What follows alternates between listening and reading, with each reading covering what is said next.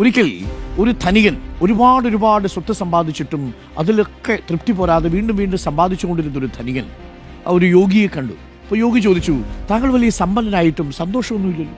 അപ്പോൾ ധനികനായ ആൾ പറഞ്ഞത്, ശരിയാണ് യോഗി, എനിക്ക് ധാരാളം സമ്പത്തുണ്ട്, പക്ഷെ സന്തോഷം കണ്ടെത്താൻ പറ്റുന്നില്ല. അപ്പോൾ യോഗി പറഞ്ഞൊരു കാര്യം, താങ്കൾ വരൂ, ഒരു സ്ഥലം വരെ പോകാം. അങ്ങനെ ഈ ധനികനെയും വിളിച്ച് ഒരു ഗുഹയുടെ അടുത്ത് പോയി. എന്നൊരു ഗുഹയ്ക്കുള്ളിൽ ഈ ധനികനെ കയറ്റി. എന്നിട്ട് പറഞ്ഞു, ഇവിടെയുള്ള ധാരാളം രത്നങ്ങളും സ്വർണ്ണങ്ങളും നീ എടുത്തു, പക്ഷെ ഒരു കാര്യം, സമയം വൈകുന്നതിന് മുമ്പ്, സൂര്യൻ അസ്തമിക്കുന്നതിന് മുമ്പ് നീ പുറത്തു വരണം. അങ്ങനെ ധനികനോട് പറഞ്ഞ് ഗുഹയ്ക്കുള്ളിൽ കയറ്റിവിട്ടു.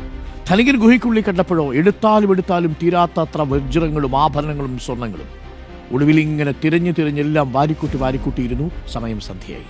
അപ്പോൾ യോഗി പുറത്തുനിന്ന് വാതിലടച്ചിട്ട് പറഞ്ഞു, നിന്റെ യഥാർത്ഥത്തിലുള്ള സമ്പത്ത് നിനക്ക് തിരിച്ചറിയാൻ കഴിയാതെ പോയി. എന്തായിരുന്നു ആ സമ്പത്ത്? നിന്റെ കയ്യിലുണ്ടായിരുന്ന സമയമായിരുന്നു.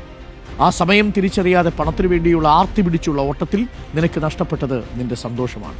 ഇത് പ്രിയപ്പെട്ട പ്രേക്ഷകരെ നമുക്കെല്ലാം ബാധകമാണ് കേട്ടോ. പണം വാരിക്കൂട്ടാനുള്ള ഓട്ടത്തിനിടയിൽ അടുത്ത് നിൽക്കുന്നവരെ കാണാതെ പോകരുത്.